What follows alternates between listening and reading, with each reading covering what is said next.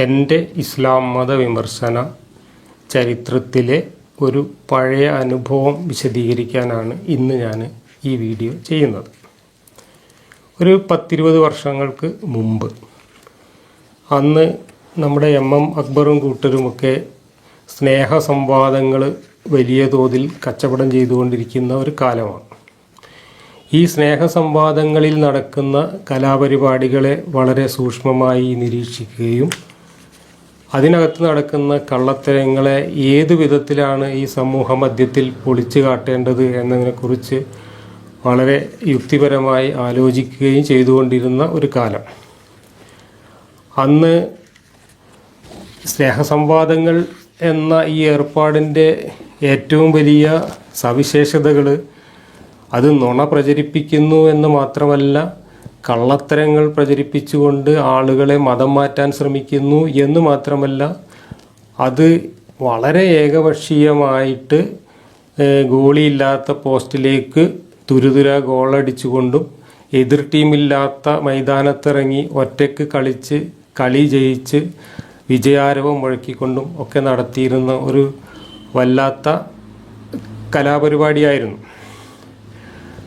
ഇതിനകത്ത് ഈ കെണിയിൽ കുടുങ്ങി ഒരുപാട് ആളുകൾ, മറ്റു മതങ്ങളിൽപ്പെട്ട ആളുകളും കാര്യമായി മതവിശ്വാസമോ അല്ലെങ്കിൽ മതസാഹചര്യങ്ങളോ ഒന്നും ഇല്ലാതെ ജീവിച്ചു വന്നിരുന്ന ആളുകളും, നമ്മുടെ ഹാദിയയെ പോലെയുള്ള കുട്ടികളുമൊക്കെ ഇത്തരം ഇവരുടെ ഈ അഭ്യാസങ്ങൾ കണ്ട് ആ എലിക്കണിയിൽ വീണ് ഇസ്ലാം മതം സ്വീകരിക്കുന്നതായിട്ട് എനിക്ക് നേരിട്ട് അനുഭവപ്പെട്ടിട്ടുണ്ട്. ഇതെല്ലാം നിസ്സഹായമായിട്ട് അല്ലെങ്കിൽ ഇതെല്ലാം വളരെ നിസ്സംഗമായിട്ട് നോക്കി നിൽക്കാൻ കഴിയുന്നതായിരുന്നില്ല നമ്മുടെ ഒരു മാനസികാവസ്ഥ. എന്തുകൊണ്ടെന്നാൽ ഇത് കേരളം പോലുള്ള ഒരു സ്ഥലത്ത് നമ്മുടെ മതേതര പാരമ്പര്യത്തിൻ്റെ എല്ലാവിധത്തിലുള്ള തണലും അതിൻ്റെ കുളിരും അനുഭവിച്ചുകൊണ്ട് അത് മറ്റുള്ളവരുടെ ദൗർബല്യമായി കണ്ടുകൊണ്ട് അതിനെ വളരെ സമർത്ഥമായി മുതലെടുത്ത് ഇവിടെ മതക്കച്ചവടം നടത്തുകയായിരുന്നു ഇവർ ചെയ്തിരുന്നത്. അവരുടെ മനസ്സിലുള്ള ലക്ഷ്യം എന്താണ് എന്ന് മുജാഹിദ് ബാലുശ്ശേരിയൊക്കെ അറിയാതെ ഇടയ്ക്കിടയ്ക്ക് വിളിച്ചു പറയുന്നത് നമ്മൾ കേട്ടതാണ്. കേരളത്തിനെ ഒരു ഇസ്ലാമിക രാജ്യമാക്കുക, ഇന്ത്യയെ ഇസ്ലാമിക രാജ്യമാക്കുക, ലോകം മുഴുവൻ ഇസ്ലാമിക ഭരണത്തിന് കീഴിൽ കൊണ്ടുവരിക, ഈ ഒരു ലക്ഷ്യം വെച്ചുകൊണ്ടുള്ള പ്രവർത്തനങ്ങളാണ് ഇവർ നടത്തിയിരുന്നത്. അതിനിവിടെ മുസ്ലിങ്ങൾക്ക് ഭൂരിപക്ഷം ഉണ്ടാക്കണം.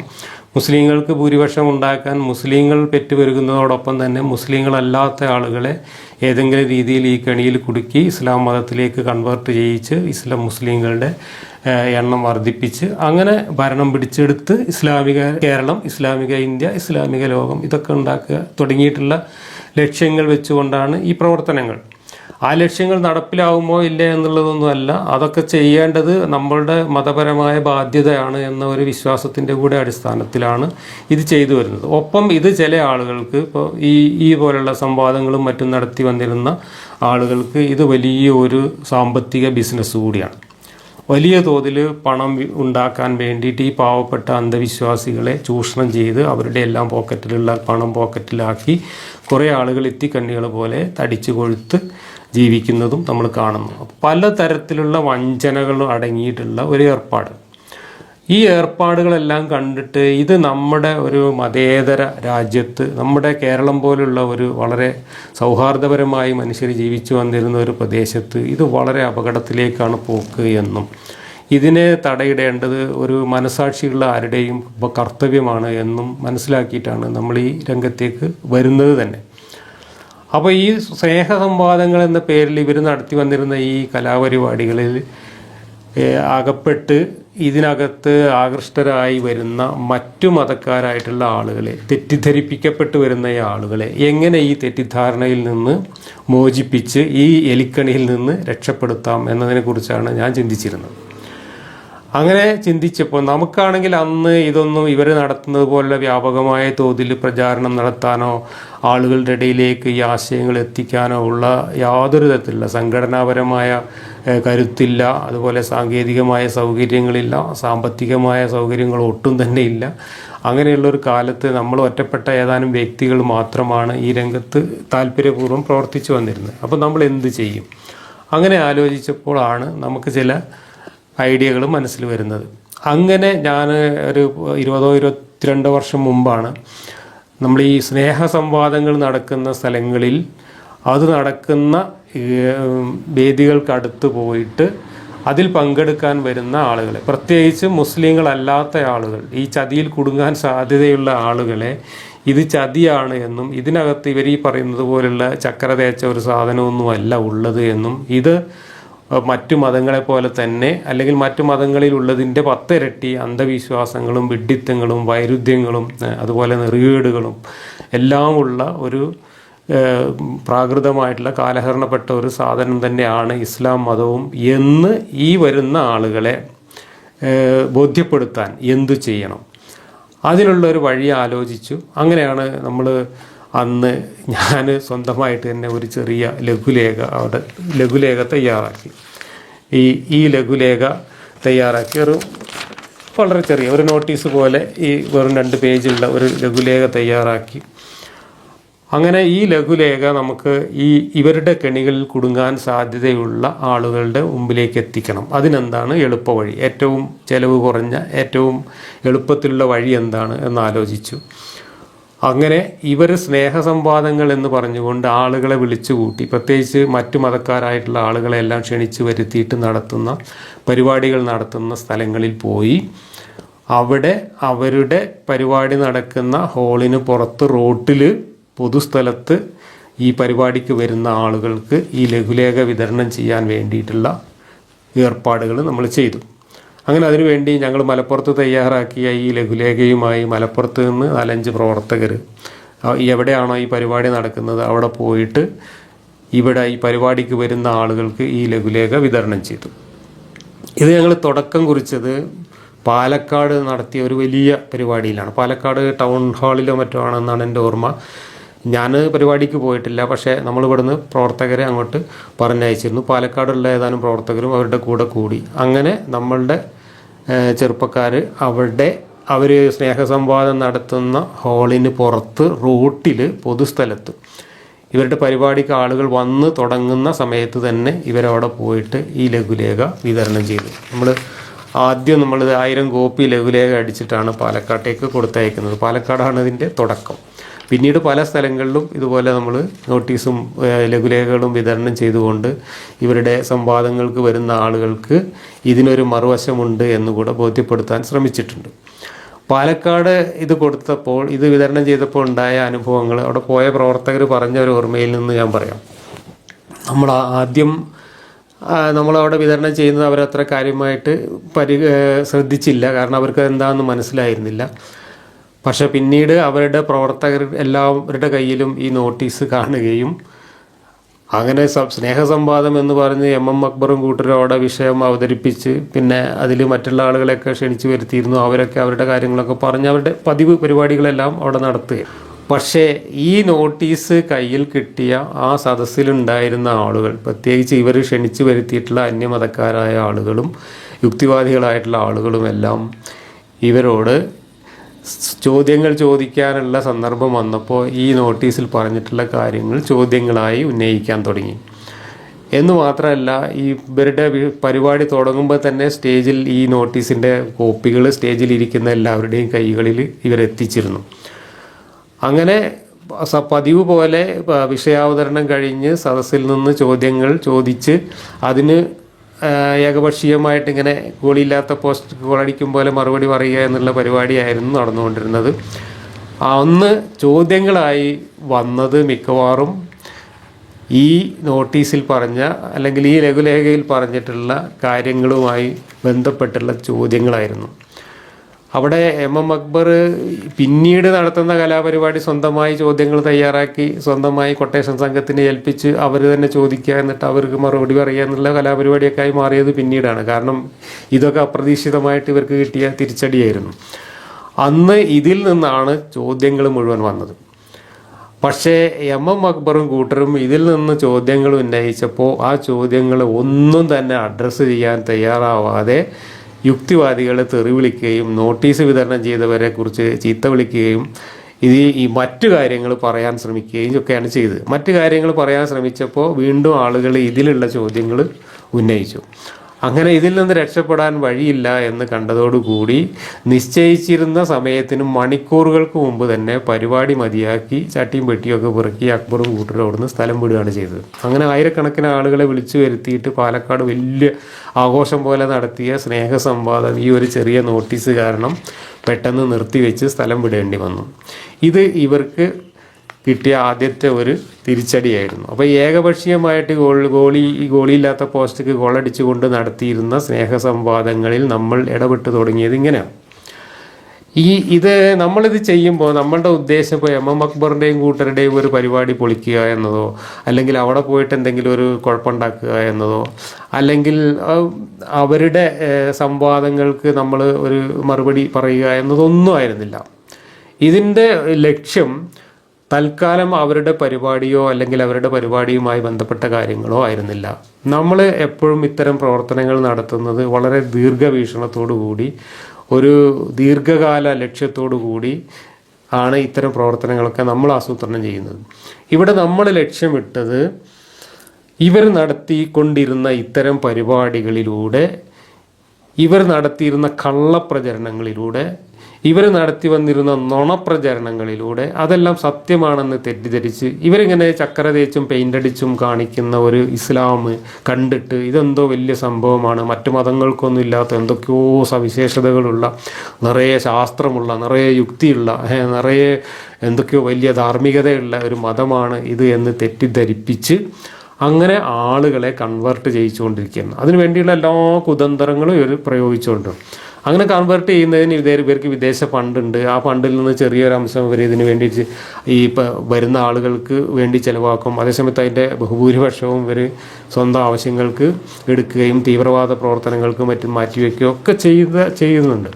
അങ്ങനെ വിദേശ ഫണ്ട് സ്വീകരിച്ചുകൊണ്ട് കമ്മീഷൻ പറ്റിക്കൊണ്ട് ആളുകളെ മതപരിവർത്തനം നടത്താൻ വേണ്ടി ആസൂത്രിതമായും നിരന്തരമായും നടത്തി വന്നിരുന്ന ഈ ഒരു പരിപാടി, ഇതിൽ ആകൃഷ്ടരായി ഒരുപാട് ആളുകൾ തെറ്റിദ്ധരിച്ച് ഈ മതത്തിലേക്ക് വരുന്നതായിട്ട് നമ്മൾ കണ്ടു. അപ്പോൾ നമ്മളുടെ ഉദ്ദേശം എന്ന് വെച്ചാൽ അങ്ങനെ ഈ എലിക്കണിയിൽ വന്ന് പെടാൻ സാധ്യതയുള്ള ആളുകളെ അതിൽ നിന്ന് രക്ഷപ്പെടുത്താൻ ഇതിനൊരു മറുവശമുണ്ട് എന്നും, ഇവർ ഈ നടത്തുന്ന കള്ളപ്രചരണങ്ങളല്ല ഇതിൻ്റെ യഥാർത്ഥ മുഖമെന്നും, ഇത് മറ്റു മതങ്ങളെപ്പോലെ തന്നെ അല്ലെങ്കിൽ ഈ മറ്റു മതങ്ങൾക്കുള്ളതിനേക്കാൾ അതിൻ്റെ 10 മടങ്ങ് മണ്ടത്തരങ്ങളും വൈരുദ്ധ്യങ്ങളും അതുപോലെ തന്നെ നെറികേടുകളും നിറഞ്ഞിട്ടുള്ള വളരെ കാലഹരണപ്പെട്ട പ്രാകൃതമായിട്ടുള്ള ഒരു ഗോത്രമതം മാത്രമാണ് ഇത് എന്നും ഈ ആളുകളെ കൂടി ബോധ്യപ്പെടുത്താൻ, അല്ലെങ്കിൽ അത്തരത്തിലുള്ള ഒരു വായനയിലേക്ക്, അത്തരത്തിലുള്ള ഒരു പഠനത്തിലേക്ക് ഈ ഒരു ചതിയിൽ കുടുങ്ങുന്നതിന് മുമ്പ് ഇവരുടെ ശ്രദ്ധ തിരിക്കുക എന്നതായിരുന്നു നമ്മുടെ മുഖ്യ ലക്ഷ്യം. അങ്ങനെ അവരുടെ ശ്രദ്ധ ഇതിൽ നിന്നും മാറ്റി ഇതിന് മറുവശമുണ്ടോ ഇല്ലേ എന്നുള്ള ഒരു അന്വേഷണത്തിലേക്ക് തിരിക്കുമ്പോൾ സ്വാഭാവികമായിട്ടും അങ്ങനത്തെ കെണിയിൽപ്പെടാൻ സാധ്യതയുള്ള ഒരുപാട് ആളുകൾ ഇതിൻ്റെ മറുവശം അന്വേഷിക്കാൻ പോകും. അങ്ങനെ അന്വേഷിക്കുന്നവർക്ക് നമ്മളെപ്പോലുള്ള ആളുകളെയൊക്കെ കണ്ടെത്താനും നമ്മളൊക്കെ എഴുതിയിട്ടുള്ള കാര്യങ്ങൾ കണ്ടെത്തി വായിക്കാനും ഇതിൻ്റെ മറുവശം എന്താണ് എന്ന് പഠിക്കാനുമൊക്കെയുള്ള ഒരു മാർഗനിർദ്ദേശം അല്ലെങ്കിൽ അതിനുള്ള ഒരു മാർഗരേഖ നൽകുക, അതിനുള്ളൊരു സൂചന നൽകുക എന്നത് മാത്രമായിരുന്നു നമ്മുടെ ലക്ഷ്യം. അല്ലാതെ ഇവരുടെ പരിപാടി പോയി പൊളിക്കുക എന്നുള്ളതോ അല്ലെങ്കിൽ അവരുടെ ഒരു പരിപാടിയിൽ വരുന്ന ആളുകളെ മാത്രം ലക്ഷ്യം വെച്ചുകൊണ്ടല്ല നമ്മൾ ഈ പരിപാടി തുടങ്ങിയത്. അപ്പോൾ ഇതിൻ്റെ റിസൾട്ട് എന്താണ്? ഇതിൻ്റെ റിസൾട്ട് എന്താണെന്ന് ചോദിച്ചാൽ, ഇത് ആദ്യം വിതരണം ചെയ്ത സ്നേഹസംവാദ വേദികളിലും അവരുടെ സദസ്സുകളിലും എന്ത് നടന്നു എന്നതല്ല ഇതിൻ്റെ റിസൾട്ട്. ഇപ്പോൾ ഒരു 20 വർഷങ്ങൾക്ക് ശേഷം വിലയിരുത്തുമ്പോൾ എനിക്ക് വളരെ കൃത്യമായി നമ്മൾ എന്ത് ഉദ്ദേശത്തോടു കൂടിയാണോ ഈ പ്രവർത്തനങ്ങൾ നടത്തി തുടങ്ങിയത് അതിൻ്റെ കൃത്യമായ ലക്ഷ്യം സാധിച്ചിട്ടുണ്ട് എന്ന് വളരെ കൃതാർത്ഥതയോടുകൂടി എനിക്ക് പറയാൻ കഴിയും. കാരണം ഇപ്പം ഈ പാലക്കാട് നടന്ന സ്നേഹസംവാദം പരിപാടിയിൽ ഈ നോട്ടീസ് വിതരണത്തിലൂടെ നമ്മൾ ആരംഭിച്ച ഈ പ്രവർത്തനത്തിൻ്റെ ഫലമായിട്ട് 100 കണക്കിന് ആളുകളെ ഈ എലിക്കണിയിൽ നിന്ന് രക്ഷപ്പെടുത്താൻ സാധിച്ചിട്ടുണ്ട് എന്നതിന് കൃത്യമായ ജീവനുള്ള തെളിവുകൾ എൻ്റെ മുമ്പിൽ വന്നിട്ടുണ്ട്. കുടുംബസഹിതം നമ്മളെ നേരിട്ട് വന്ന് കണ്ട് നന്ദി പറഞ്ഞ ആളുകളുണ്ട്. ഈ മതം ഇവരുടെയൊക്കെ പ്രചരണങ്ങൾ കേട്ടിട്ട് ഇതെന്തോ വലിയ സംഭവമാണ് എന്ന് തെറ്റിദ്ധരിച്ച് ഈ മതത്തിൽ മെമ്പർഷിപ്പ് എടുക്കാൻ വേണ്ടി ഒരുങ്ങി നിന്നിരുന്ന, കുടുംബത്തോടെ മതം മാറാൻ ഒരുങ്ങി നിന്നിരുന്ന ആളുകൾ കുടുംബത്തോടെ വന്ന് എന്നോട് നന്ദി പറഞ്ഞ അനുഭവം എനിക്കുണ്ട്.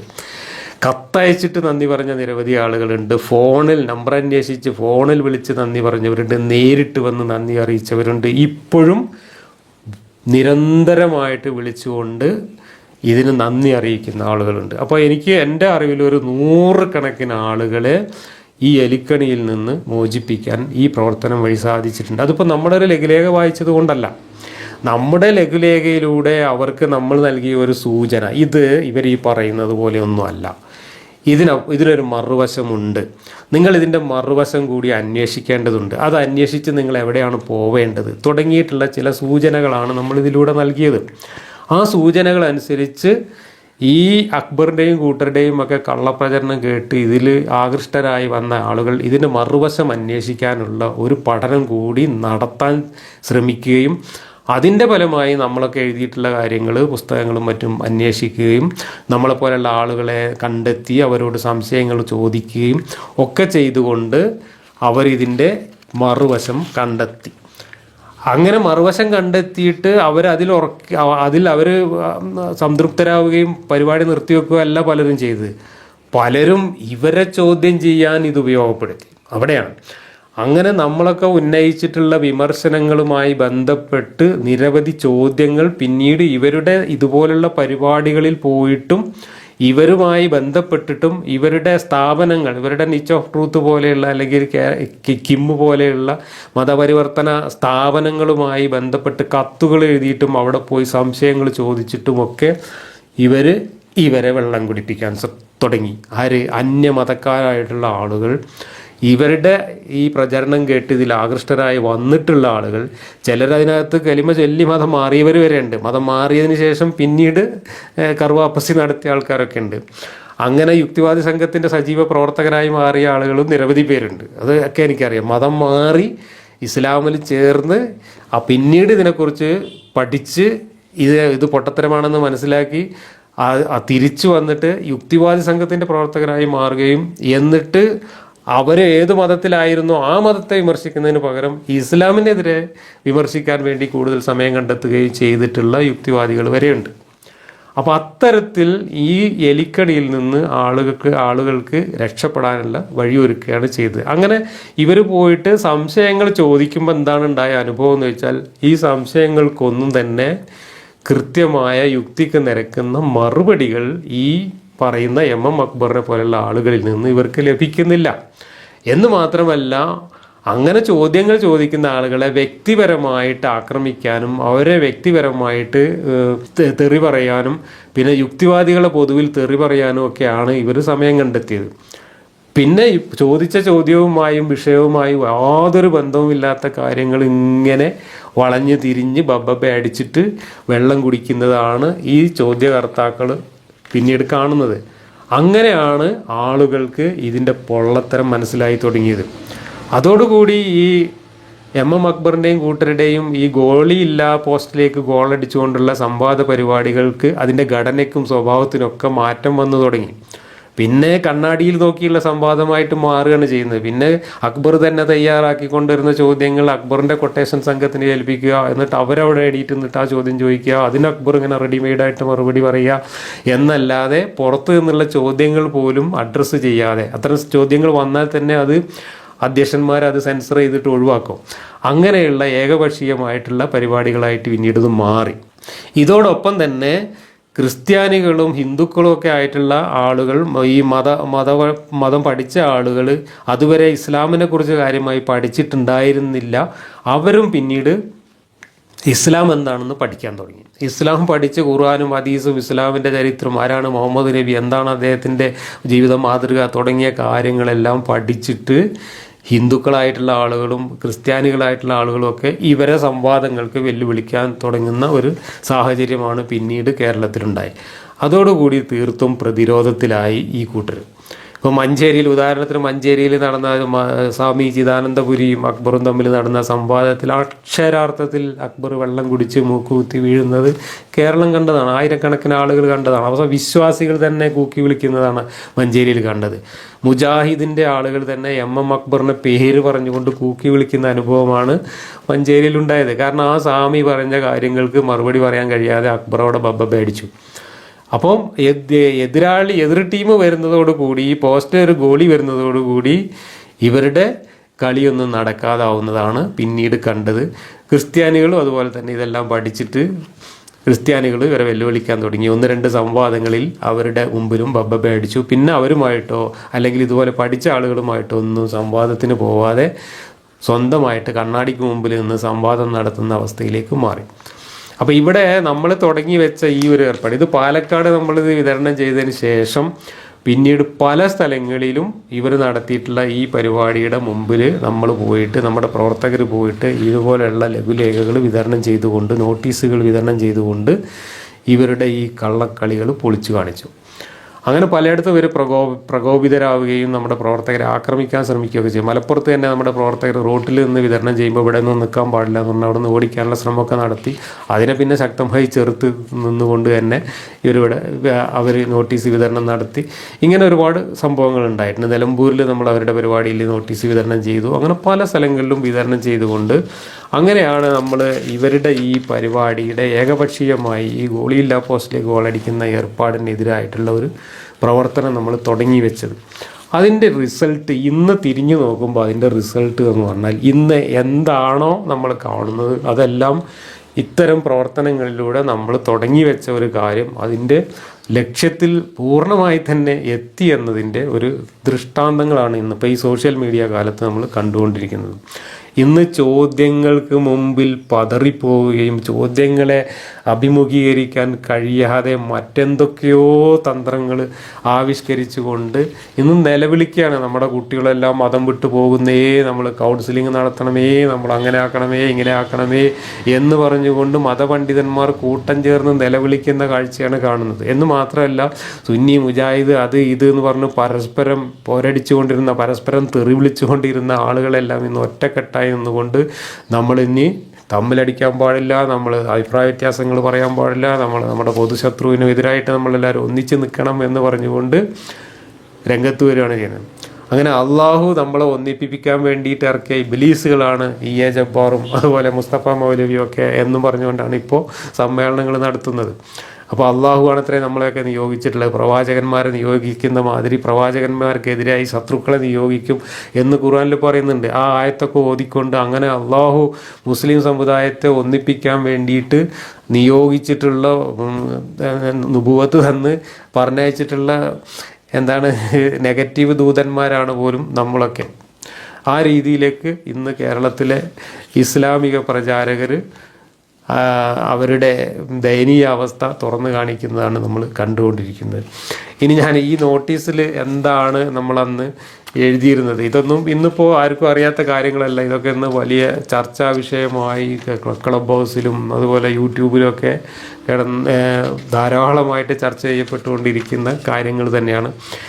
പക്ഷേ ആദ്യമായിട്ട് ഇത്തരം കാര്യങ്ങളൊക്കെ ഇസ്ലാമിനെക്കുറിച്ചും ഖുർആനെക്കുറിച്ചും ഒക്കെ ഇത്തരം കാര്യങ്ങളൊക്കെ കേരള സമൂഹത്തിലേക്ക് ആദ്യമായി ചർച്ചയ്ക്ക് ഇട്ടുകൊടുക്കാൻ വേണ്ടി നമ്മൾ തുടങ്ങി വെച്ച ഒരു പരിപാടിയെ നിങ്ങൾക്ക് പരിചയപ്പെടുത്തുക എന്നതാണ് ഞാൻ ഇതുകൊണ്ട് ഉദ്ദേശിക്കുന്നത്. അതുകൊണ്ട് ഞാൻ ഈ നോട്ടീസിൽ നമ്മൾ അന്ന് എഴുതിയ കാര്യങ്ങളൊന്ന് വായിച്ച് കേൾപ്പിക്കാം. സ്നേഹ സംവാദക്കാരോട് എന്നാണ് നമ്മളിതിൻ്റെ തലക്കെട്ട് കൊടുത്തത്. ക്രിസ്ത്യാനികളെയും യഹൂദരെയും നിങ്ങൾ കൂട്ടുകാരാക്കരുത്. ഖുർആൻ 5:51. അന്യമതക്കാരായ അയൽവാസികളോട് പരുഷമായി പെരുമാറുക.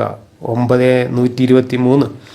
വേദക്കാരും ബഹുദൈവ വിശ്വാസികളും നരകത്തിൽ ശാശ്വതവാസികളായിരിക്കും. 98:6. ഇസ്ലാം ഒഴികെ മറ്റൊരു മതവും ദൈവം സ്വീകരിക്കുകയില്ല. 3:85. അല്ലാഹുവല്ലാത്ത ദൈവങ്ങളും നരകത്തിലെ വിറകായിത്തീരും. 21:99. ബഹുദൈവ വിശ്വാസികൾ അശ്ലീലങ്ങളാണ്. 9:28. സ്വന്തം മാതാപിതാക്കളോ സഹോദരങ്ങളോ വിശ്വാസം സ്വീകരിക്കുന്നില്ലെങ്കിൽ അവരുമായുള്ള ബന്ധം ഉപേക്ഷിക്കുക. 9:29. മതം ഉപേക്ഷിക്കുന്നവരെ വധിക്കുക. ഹദീസ്. ഇസ്ലാമിൻ്റെ പുണ്യഗ്രന്ഥങ്ങൾ തന്നെ ഇപ്രകാരം വിദ്വേഷം പ്രസരിപ്പിക്കുമ്പോൾ ഈ സ്നേഹ സംവാദം കൊണ്ട് എന്ത് പ്രയോജനം? ഇതായിരുന്നു ഒന്നാമത്തെ ചോദ്യം. ഇനി ഇമ്രാൻ്റെ പുത്രി മറിയം തൻ്റെ ഗുഹ്യസ്ഥാനം സൂക്ഷിച്ചു. അങ്ങനെ നമ്മുടെ ആത്മാവിൽ നിന്നും നാം അതിൽ ഊതി അവളെയും തങ്ങളുടെ പുത്രനെയും ലോകർക്കൊരു ദൃഷ്ടാന്തമാക്കുകയും ചെയ്തു. ഖുർആൻ 21:91. കന്യകയായ മാതാവ് യേശുവിനെ ഗർഭം ധരിച്ചത് ഇപ്രകാരമാണെങ്കിൽ യേശുവിൻ്റെ പിതാവ് ദൈവമല്ലാതെ മറ്റാരാണ്? യേശുവിനെ ദൈവപുത്രൻ എന്ന് വിളിക്കുന്നതിൻ്റെ പേരിൽ ക്രിസ്ത്യാനികളെ പഴിക്കുന്നത് എന്തിന്? പുത്രൻ ഉണ്ടാകുന്നത് അള്ളാഹുവിന് കുറച്ചിലുണ്ടാകുന്ന കാര്യമാണെങ്കിൽ ഒരു മനുഷ്യ സ്ത്രീയുടെ ഫർജിലൂതി ഗർഭമുണ്ടാക്കുന്നതും കുറച്ചിലുണ്ടാക്കേണ്ടതല്ലേ? അള്ളാഹുവും മലക്കുകളും നബിക്ക് സലാത്ത് ചൊല്ലുന്നു, നിങ്ങളും അദ്ദേഹത്തെ പ്രകീർത്തിക്കുവിൻ എന്ന് ഖുർആൻ ഉപദേശിക്കുന്നു. സ്വന്തം സൃഷ്ടിയായ ഒരു മനുഷ്യൻ്റെ പിന്നാലെ സലാത്തും ചൊല്ലി നടക്കേണ്ട ഗതികേടിലാണോ പ്രപഞ്ച സൃഷ്ടാവായ ദൈവം? യജമാനന്മാർക്ക് സ്വന്തം അടിമ സ്ത്രീകളുമായി രമിക്കുന്നതിൽ തെറ്റില്ല. ഖുർആൻ 23:6. അടിമ സ്ത്രീക്ക് ഭർത്താവുണ്ടെങ്കിലും യജമാനൻ അവളെ ഭോഗിക്കാം. 4:24. സ്ത്രീകളുടെ സാക്ഷ്യം പുരുഷൻ്റെ പകുതി. 4:11. സ്ത്രീകളുടെ സ്വത്തവകാശം പുരുഷൻ്റെ പകുതി. 4:11. സ്ത്രീകൾ വീടുകളിൽ അടങ്ങി ഒതുങ്ങി കഴിയണം. 33:33. സ്ത്രീ അനുസരണക്കേട് കാണിച്ചാൽ അവളെ കെട്ടിയിട്ട് അടിക്കണം. 4:34. സ്ത്രീ വ്യഭിചരിച്ചാൽ മരണം വരെ പൂട്ടിയിടണം. 4:15. വ്യഭിചാരികളായ സ്ത്രീ പുരുഷന്മാരെ കല്ലെറിഞ്ഞ് കൊല്ലണം. ഖുർആനിൽ നിന്നും ആട് തിന്നുപോയ വചനം. ബുഖാരി, ഇബ്നു മാജ. മോഷ്ടിച്ചവൻ്റെ കൈ കൊത്തി മുറിക്കണം. 5:36. 7-ാം നൂറ്റാണ്ടിലെ ഈ അപരിഷ്കൃത ഗോത്ര നിയമങ്ങൾ ലോകാവസാനം വരേക്കുള്ള ദൈവത്തിൻ്റെ സദാചാര നിർദ്ദേശങ്ങളാണെന്ന് പറയുന്നതിനേക്കാൾ വലിയ ദൈവനിന്ദ മറ്റൊന്നുണ്ട്? 2600 കൊല്ലം മുമ്പ് ശ്രീബുദ്ധൻ കാടത്തമെന്ന് വിശേഷിപ്പിച്ചതും മനുഷ്യ സംസ്കാരത്തിന് ചേർന്നതല്ലെന്ന് കണ്ട ആധുനിക മനുഷ്യർ ലോകമെമ്പാടും നിരോധിച്ചതുമായ നരബലിയും മൃഗബലിയും ദൈവപ്രീതിക്കുള്ള പാവനകർമ്മമായി കൊട്ടിഘോഷിക്കുന്ന ഇസ്ലാമാണോ പുതു നൂറ്റാണ്ടിൻ്റെ നൂതന ദർശനം? ജിന്ന്, മലക്ക്, പിശാച്, ശകുനം, മാരണം, മന്ത്രം തുടങ്ങിയ മൂഢവിശ്വാസങ്ങളെ ശരിവെക്കുന്ന ഇസ്ലാമാണോ വരും നൂറ്റാണ്ടിൻ്റെ ശാസ്ത്രദർശനം? സഫായും മറുവായും അള്ളാഹുവിൻ്റെ പ്രതീകങ്ങളാണ്. അവയെ പ്രദക്ഷിണം ചെയ്യുന്നതിൽ തെറ്റില്ല. 2:158. ഹജ്ജ് എന്ന പേരിൽ മക്കയിൽ ക്ഷേത്ര പ്രദക്ഷിണവും ശിലാചുംബനവും ചെകുത്താനേറും മൃഗബലിയും ശിരോമുണ്ടനവും നടത്തുന്ന മുസ്ലിങ്ങൾക്ക് മറ്റു മതക്കാരുടെ വിഗ്രഹാരാധനയെ കുറ്റപ്പെടുത്താൻ എന്താണ് അർഹത? ദൈവത്തിൻ്റെ പ്രതീകങ്ങളായി സങ്കല്പിച്ച് കുന്നുകളെയും കല്ലുകളെയും തവാഫ് ചെയ്യുന്നത് വിഗ്രഹാരാധന അല്ലെങ്കിൽ പിന്നെ എന്താണ്? മനുഷ്യരെ വഴിപിഴപ്പിക്കുന്നത് അള്ളാഹു തന്നെയാണെന്നും അവൻ ഉദ്ദേശിച്ചിരുന്നെങ്കിൽ എല്ലാവരെയും സന്മാർഗത്തിലാക്കാമായിരുന്നെന്നും ഭൂരിഭാഗം പേരെയും വഴിപിഴപ്പിച്ച് നരകത്തിലെറിയാനാണ് തീരുമാനമെന്നും ഖുർആൻ ആവർത്തിച്ച് പ്രഖ്യാപിക്കുന്നുണ്ട്. എങ്കിൽ പിന്നെ പ്രവാചകനെ അയച്ചും സന്ദേശങ്ങൾ ഇറക്കിയും ഒരു കപട നാടകം കളിക്കേണ്ട ആവശ്യമെന്ത്? ഒരാൾ അവിശ്വാസിയാകണമെന്ന് മുൻകൂട്ടി നിശ്ചയിച്ച ശേഷം അയാളെ കുറ്റവാളിയെന്ന് മുദ്രകുത്തി നരകത്തിയിട്ട് പീഡിപ്പിക്കാൻ മാത്രം ക്രൂരനായ ഒരു ദൈവത്തിൽ നിന്നും മരണാനന്തരം നീതി ലഭിക്കുമെന്നതിന് എന്താണ് ഉറപ്പ്? വിശ്വാസം കരുതിക്കൂട്ടി ചെയ്യാൻ പറ്റുന്ന ഒരു പ്രവൃത്തി അല്ലെന്നിരിക്കെ ഒരാൾക്ക് ബോധ്യപ്പെടാത്ത കാര്യം വിശ്വസിച്ചില്ല എന്നതിൻ്റെ പേരിൽ അയാളെ ശിക്ഷിക്കുന്നതിൽ എന്തുതരം നീതിയാണുള്ളത്? ദൈവം ദുരൂഹത സൃഷ്ടിക്കുന്നതും ഒളിച്ചു കളിക്കുന്നതും എന്തിന്? യഥാർത്ഥ ദൈവം ഏതെന്നറിയാതെ പരസ്പരം കഴുത്തറക്കുന്ന പാവം മനുഷ്യർക്ക് തൻ്റെ ശരിയായ അസ്തിത്വം ബോധ്യപ്പെടുത്തി ഈ യുദ്ധങ്ങളും വർഗീയ കലാപങ്ങളും അവസാനിപ്പിക്കാൻ കരുണാമയനായ ദൈവം എന്തുകൊണ്ട് ശ്രമിക്കുന്നില്ല? ഇരുളിൻ്റെ മറവിൽ ആരും കാണാത്ത ഒരു അദൃശ്യ ജീവി മുഖേന മറ്റാരും അറിയാതെ ഒരു മനുഷ്യദൂതന് സന്ദേശമയച്ച് ആശയക്കുഴപ്പമുണ്ടാക്കി നാടകം കളിക്കുന്നതിന് പകരം എല്ലാവർക്കും ബോധ്യപ്പെടും വിധം ദൈവം മനുഷ്യർക്ക് പ്രത്യക്ഷപ്പെടാത്തത് എന്തുകൊണ്ട്? സ്വന്തം സൃഷ്ടികളായ നിസ്സാര ജീവികളിൽ നിന്നും മുഖസ്തുതിയും നന്ദിയും കിട്ടാൻ അവരെ ഭീകരമായ നരകം കാട്ടി ഭീഷണിപ്പെടുത്തുകയും മാദകമായ സ്വർഗം കാട്ടി പ്രലോഭിപ്പിക്കുകയും ചെയ്യുന്ന ഒരു പൊങ്ങച്ചക്കാരൻ എങ്ങനെയാണ് പരിപൂർണനും കാരുണ്യവാനുമാകുന്നത്? പ്രാകൃത മനുഷ്യൻ്റെ വികലവും വികൃതവുമായ ഭാവന സൃഷ്ടിച്ച ഒരു വിചിത്ര സങ്കല്പമല്ലാതെ മറ്റെന്താണ് ഈ ദൈവം? ഇതാണ് നമ്മളിവരോട് ചോദിച്ച ചോദ്യങ്ങൾ. ഈ ചോദ്യങ്ങളെല്ലാം സദസ്സുകളിൽ നിന്ന് ആളുകൾ എഴുന്നേറ്റ് നിന്ന് ഓരോന്നോരോന്നായി ചോദിക്കാൻ തുടങ്ങിയപ്പോൾ യുക്തിവാദികളെ തെറി പറയുകയും ചോദ്യം ചോദിച്ചവരെ കുറ്റം പറയുകയും ചെയ്തുകൊണ്ട് ബബ്ബടിച്ച് തടി രക്ഷപ്പെടുത്തുകയാണ് അക്ബറും കൂട്ടരും ചെയ്തത്. അതോടുകൂടിയാണ് ഇവരുടെ ഈ കലാപരിപാടിക്ക് കേരളത്തിൽ ചില ഘടനാമാറ്റങ്ങളെങ്കിലും ഉണ്ടായത്.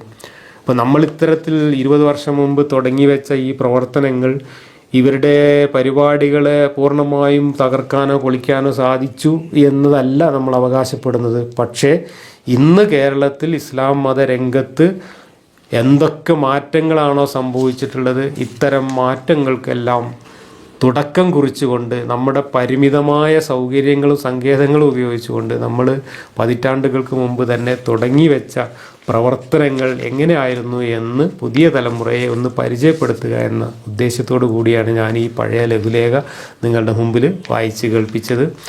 അപ്പോൾ ഇത് നമ്മൾ നടത്തിയ പ്രവർത്തനങ്ങളുടെ ഒരു റിസൾട്ട് എന്തായിരുന്നു എന്ന് വിലയിരുത്തുന്നതിന് കൂടി വേണ്ടിയാണ് ഞാനിപ്പോൾ ഇത് ഈ രീതിയിലൊരു വിശകലനം നടത്തുന്നത്.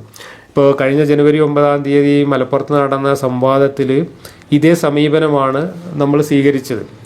കാരണം ഒരു പരിപാടിയിൽ നമ്മൾ പങ്കെടുക്കുമ്പോൾ അല്ലെങ്കിൽ ആ പരിപാടിയോട് നമ്മൾ പ്രതികരിക്കുമ്പോൾ ആ താൽക്കാലികമായി ആ പരിപാടിയിൽ നമ്മളൊരു കളി ജയിക്കും പോലെ ജയിക്കുക, അല്ലെങ്കിൽ അതുപോലെ നമ്മൾ ആ പരിപാടി നമ്മൾ ഉദ്ദേശിക്കുന്ന തരത്തിൽ അവരെ പരാജയപ്പെടുത്തുക എന്നതല്ല നമ്മുടെ ലക്ഷ്യം. അങ്ങനെ ലക്ഷ്യം വെച്ചുകൊണ്ട് നമ്മൾ പ്രവർത്തിച്ചു കഴിഞ്ഞാൽ അതിലൊരു പക്ഷേ നമ്മൾ വിജയിക്കുമായിരിക്കും, പക്ഷേ അതിന് ദീർഘകാലാടിസ്ഥാനത്തിലുള്ള ഒരു റിസൾട്ട് അതിനുണ്ടാവില്ല.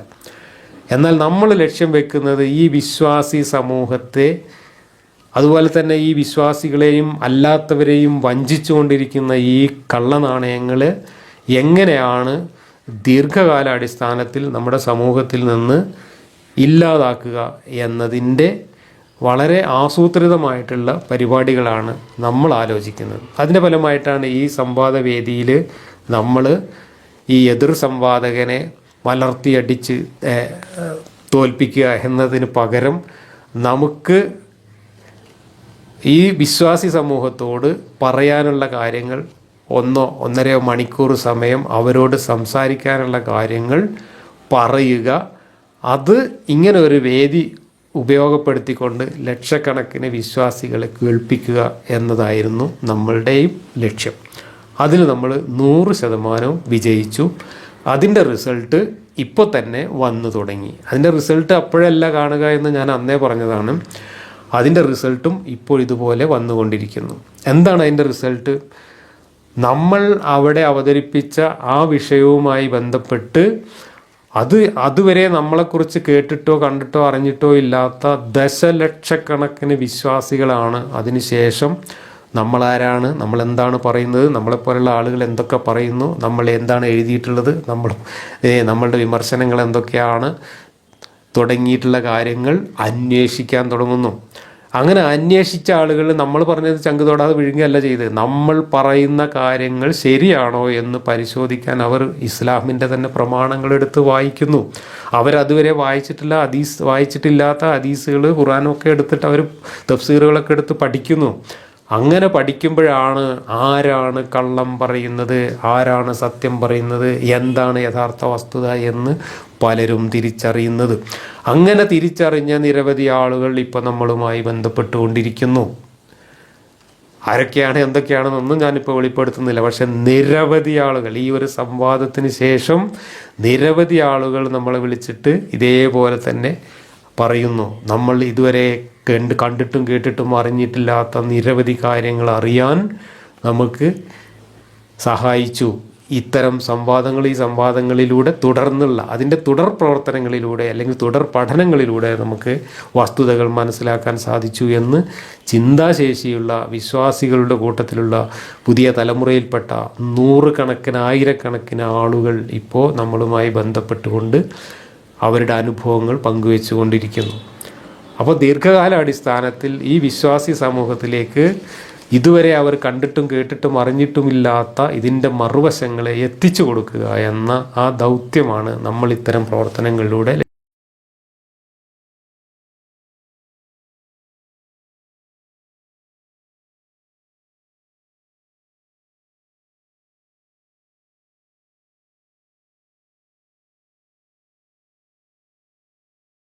നിരവധി പേര് നമ്മളെക്കാൾ നന്നായിട്ട് മതം പഠിച്ച ആണ്. പ്രത്യേകിച്ച് ദർസിലൊക്കെ പോയി കിതാബുകളെല്ലാം പഠിച്ച് അറബി ഭാഷയൊക്കെ നന്നായി പഠിച്ച തൻ്റെ ചെറുപ്പക്കാർ തന്നെ 100 ചെറുപ്പക്കാർ ഇന്ന് ഈ മതത്തിനെതിരായിട്ട് വിമർശനങ്ങളുമായി രംഗത്ത് വന്നിട്ടുണ്ട്. അതുകൊണ്ട് തന്നെ നമ്മൾ തുടങ്ങി വെച്ച ഈ പ്രവർത്തനങ്ങൾക്ക് ഇന്ന് നമ്മൾ പ്രതീക്ഷിച്ചതിൻ്റെ 100 മടങ്ങ് റിസൾട്ട് നമുക്ക് കിട്ടിക്കൊണ്ടിരിക്കുന്നു എന്ന ഒരു വലിയ കൃതാർത്ഥതയോടുകൂടിയാണ് ഇന്ന് നിങ്ങളുടെ മുമ്പിൽ ഇരിക്കുന്നത്. എല്ലാവരുടെയും ഇതുവരെയുള്ള എല്ലാ സഹകരണങ്ങൾക്കും നന്ദി പറഞ്ഞുകൊണ്ട് ഞാൻ എൻ്റെ ഈ വാക്കുകൾ അവസാനിപ്പിക്കുന്നു.